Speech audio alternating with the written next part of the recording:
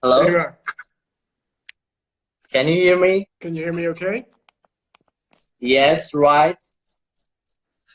Nice to meet you. Nice to meet you too. And this is a big honor to see you here. Thank you very much for accepting my invitation to this call. Yeah, you're welcome. Pleasure to be here. Thank you very much. And I can't wait to hear your inspirational talk. Good. All right, let's get started. Okay, let's start. Dear Lawrence, you have graduated from one of the top-ranked university, TU Delft University. Later, you joined the Audi design team as an exterior designer. Could you please describe how did you join and how did they find your talent? Well, it sounds, you make it sound easier than it was. You know, I studied in Delft, University of Technology, because being Dutch, it was the only truly the design university that we had at the time, but there was no real education for car design. So I had to, it was the closest I could get to become a car designer. And I managed to get a thesis project at Volvo Trucks. So I was able to design an interior in a truck company with Volvo Trucks in Belgium. And this was just enough in my portfolio to have some automotive experience. But I knew that it was not enough to get into a real car company. Audi was even like today, very, very renowned. So I knew I needed to get some more experience. So I had two choices. Either I was going to try to find a job, or I was going to go back to school to Art Center or Royal College of Art or Pasadena or something to try to learn some professional design school in terms of automotive. So I decided to go to work, and I went to Italy, to Torino, which is kind of the Detroit of Europe. And I managed to find a job in a very small studio, Design Systems, and who worked once in a while for some automotive companies. And I was very lucky because they were just about to start the interior of the Bugatti EB110. And I sketched like crazy. I worked with a designer from Pininfarina. And during 3 years, nearly 3 years, I just designed and I just sketched. And when I decided 2.5 years later to look for a real job in a car company, it was just enough for me to get in. And I used all my contacts and friends that I had. I had a friend who worked at BMW. I had friends by that time who had been working at different car companies. So I went to them, I slept on their couch, I tried to get an interview, and Audi in the end took me, but it took me 2 or 3 interviews before they were convinced. So it was not easy, but it was a dream job, I can tell you. Great, thank you. You have designed for many leading companies such as Audi, Mazda, Ford, Volvo, just before joining Renault. And you have experienced many design and production processes of different cars with different brands and with different identities. But which car that you have designed is very special for you? Why? Well, I've been designing cars now for nearly 30 years. So I'll give you a couple of examples. I spent nearly 3 years in Audi, and the only thing that came into production was a wheel for the new A4. It was an Avus wheel. So in the end, it didn't look like it was so successful this period, but I spent some 2.5 years, 3 years with fantastic designers that are now everywhere in the world in really great positions. The guys that designed the Audi TT, guys that designed the Lamborghinis, the Skodas, etc. So Audi was maybe not productive, but it really taught me a lot as a designer. I think from my time in Ford, there were 2 cars that were really nearly opposites. One was a concept car in 2000, which was called 24/7. It was a very boxy computer car nearly, but it was the first car where the whole interior was a big screen. and it was a concept, and we showed it in Detroit in 2000. And we put in 3 projectors with 2 mirrors to try to get the whole interior to light up, and you could talk to it and you could touch it. So it was very much put together like amateurs, but it Yes. was really a vision of what was about to come. I think in my days in Mazda in Japan, what I'm most proud of was we did a series of concept cars called Nagare, which were inspired by movement in nature. They were extremely fluid, extremely exciting, and extremely, how can I say, daring in a way. And I look upon that period. We had such a great team, such a ball. It was really fantastic. And I'd say in Renault, it's probably the cars I'm most proud of are the first cars I worked on, the new Clio and the Desir concept, and then obviously now the very latest cars who have gotten really, really good, like the Morphos concept, but also the new Capture and Clio. So luckily enough, I don't have just one car, Nima. I have more cars that we Yeah, can look back I on. see. I see your profile, and all are perfect, really. I admire, really. But it's not just let's be clear. It's at the moment it's the design team. We have a fantastic design team, Yeah, as you know, with nearly 500 people, and we have talent that come from everywhere, all over the world, following their passion. So it's really our job is now to get their talent out on the street. yeah, great. Thank you. You have joined the Renault team since 2009, and this is the longest period of your professional work in an automotive company. Could you please explain what is the unique point that satisfies and attracts you to stay in the Renault team? Well, I think when I had a chance to join the Renault team, I was based in Japan, and I had an offer to come back to Europe. And as you can imagine, I had been away from Europe for, oh goodness, probably nearly 15, 16 years. So it was also a chance to come back closer to home and to be closer to family.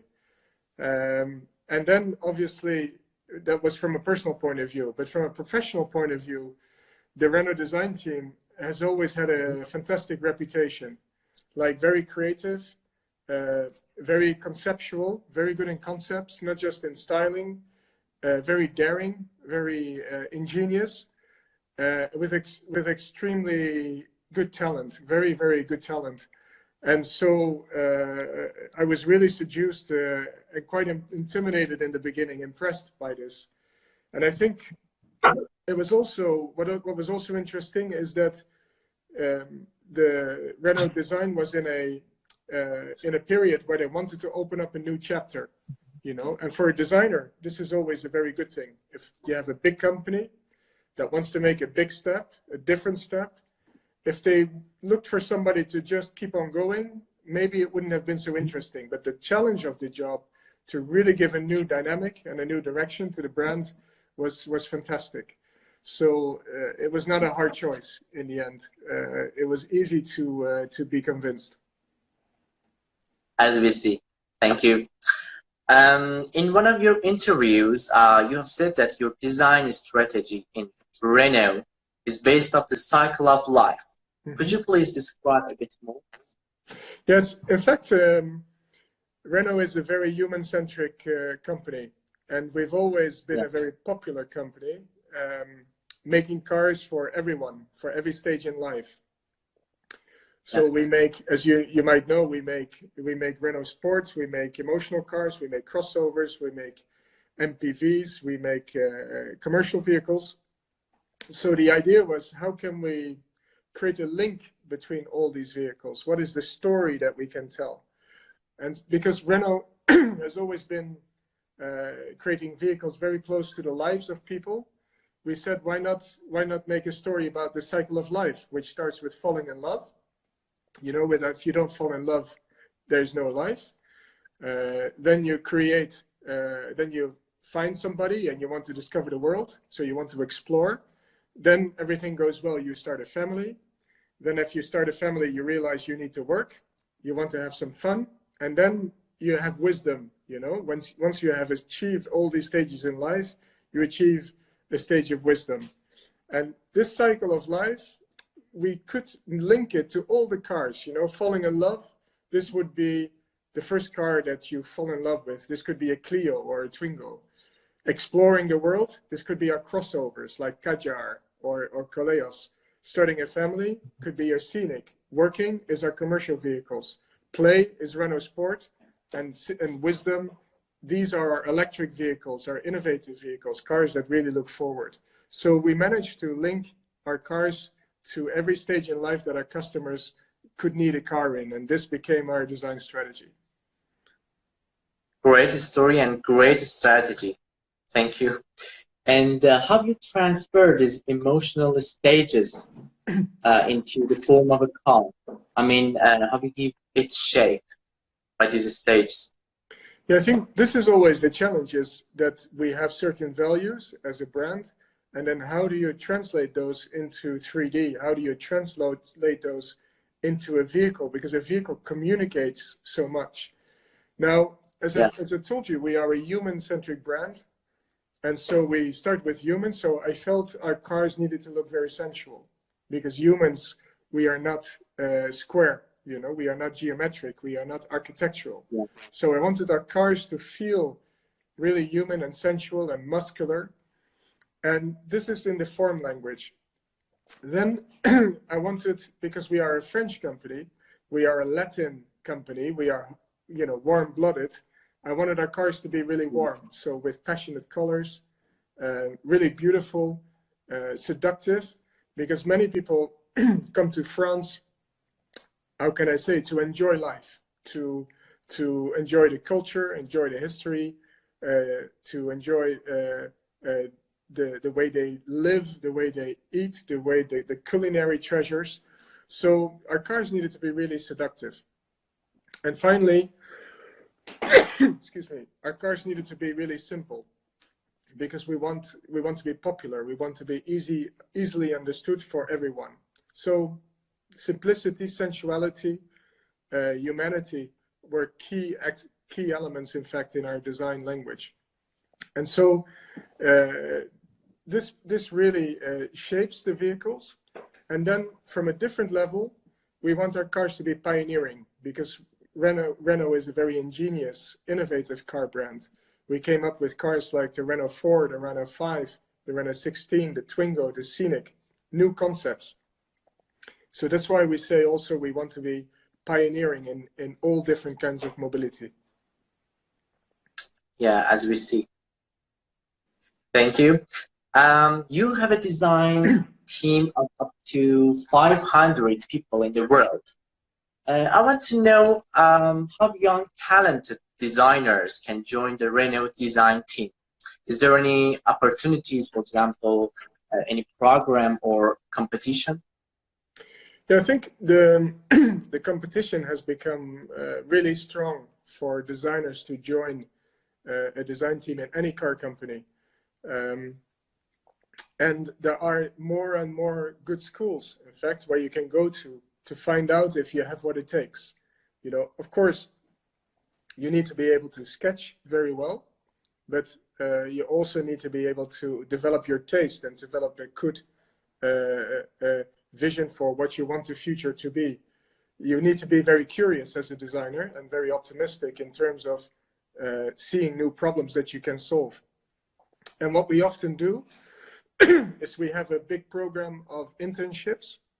So we have opportunities for internships in exterior design and interior design, but also in UX, UI, you know, user experience and user interface, in color materials. So we work together with specific design schools, and we sometimes do projects with them, and we try to spot new talent and young talent. And if we see them, we give them a chance to work with us for 3 months or 6 months on a project. And in addition to that, our team is actually very international. We have design studios in Sao Paulo, in Bucharest, in Chennai, Mumbai, Seoul, Shanghai, So we also locally work with universities to see if there is some new talent. And this can be sometimes very surprising. Thank you. In 2025, what will be the preferences of people by changing technology, ecological, and some etc. I think 2025 sounds maybe far away for you, but for us it's tomorrow, because we are already working on cars for 2025. And I think it's probably no surprise to say that big social tendencies like climate change, like ecology, CO2 are extremely important. And they will drive our cars to become more and more electrified, either as hybrids or PHEVs in terms of powertrain, or full EVs. And Renault has always been a pioneer in terms of electric mobility. We were one of the first to come out with cars like a Zoe or a Twizy, who have been really leading the market in terms of popular transportation that is full EV. Then there's a second really big trend, which is connectivity. People are getting more and more connected. As you know, everyone is having a smartphone, connecting themselves through satellite technology with whomever you want, wherever in the world. And we're going to bring this into the cars. Now, there's going to be two big influences on this. First of all, people will want to spend more and more time on the screens. And so we need to provide them with this possibility. And the second thing is, very often we can use then this technology also to allow the car to drive you. So you can choose to drive or choose to be driven. And we're calling this autonomous driving. So when you can allow the car to drive you more and more, first on freeways, then on country ways, and then maybe even in a city one day, we are giving time back to our customers. So you can choose to drive while you're going to work, or to your family, or you can choose to actually do something else. So I think in terms of big trends, we see, in conclusion, we see, how can I say, autonomous driving, more electrified cars, and we see connectivity. And this will also lead to the fourth big trend that we see is sharing. Less and less people will actually want to own a car and service it, repair it, maintain it.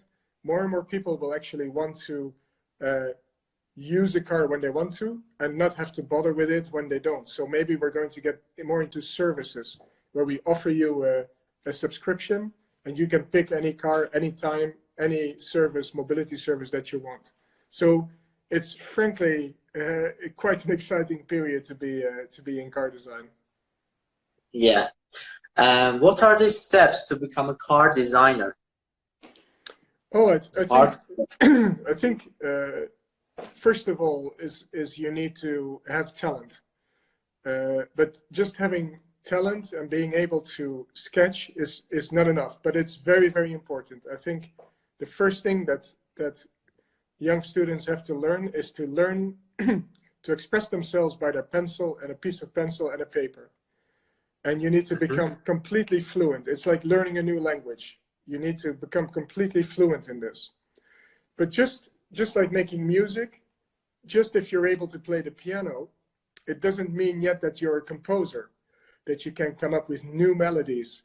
So the second talent that you need to develop once you have learned the skills is to come up with new things that will pull on your heartstrings, that make sketches that can sell themselves, that you don't have to tell a story with, but that you put on a board and everyone is drawn to them. You know, like when you see a pretty girl or a pretty boy walking by, everybody notices it and you don't know why, but there's something magic in that sketch.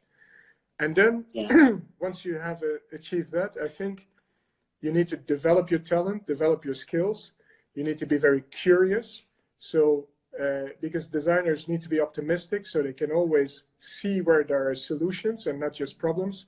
And then you also need to learn how to work in a team. And this might be contradictory, because as a designer, on the one side, we want you to express yourself, have very strong opinions, But at the same time, a car is such a complex product.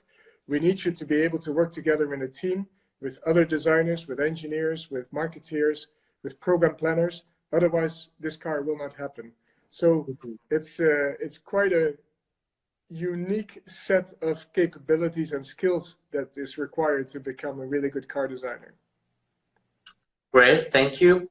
And are there any useful books for industrial design students that help them to become a car designer, good car designer? Yeah, I think probably you can find many books, but I think more and more our designers are looking at certain websites like Car Design News or Form Trends or websites where they can give you a lot of advice, do a lot of sketch demos. You will find even on Instagram, once you find a couple of car designers, find their names, you'll find out that most of the car designers, they have an own Instagram hashtag where they show off their skills and show off their work. And I think this is a really good place to start, because most of the time you start by trying to do what the big guys are doing, by trying to copy the sketches, by trying to learn the skills, maybe get in touch with them, ask for some advice. You know, today, frankly, there are so many opportunities to get in touch, you know, through social media with real designers. Yeah. That is probably one of the best ways. And then, of course, you should visit some good design schools, you know, and see if you can do a summer class or find out if you have what it takes, you know. Right. Thank you. Now I'm going to ask you a short question. Please describe yourself in just 3 words. In 3 words? Yes. Okay. Well, I would say my first word would be I'm very Dutch. I'm from Holland, so I'm very Dutch. That means the people in Holland are quite simple, direct, open. That would be my first word. My second word would be optimistic. It's necessary because it's such a complex business. If you don't believe there is light at the end of the tunnel, you'll never get there. And I'd say the third word, I'm quite strategic. That means I'm trying to always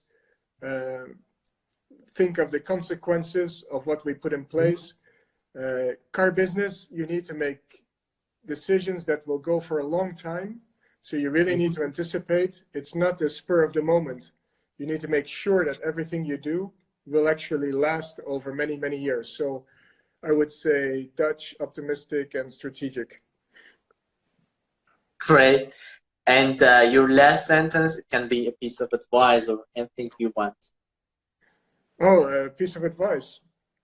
Yeah. Well, I have no idea who's listening, but if they're designers, I would say that you know, car designers are first of all people that love design, all kinds of design. You know, we are not just focused on vehicles. I think many of the designers in my team, they love architecture, they love photography, they love graphics, they love lighting, they love furniture, they love you know, photography, cameras, objects, motorcycles. We are overall design lovers, and it's not so strange actually, because you will find in a car all these elements. A car is actually not a separate object. A car is very much all the forms of design put together into one object. It's the closest thing to a human being that you can design, in fact, because they say a car has a face, a car has shoulders, a car has a rear end, a car has a character, a car can be boring, aggressive, etc. So I would say that car designers are people that are in love with design. It's not really a job. It's something that we do, of course, to survive, but also as a big passion.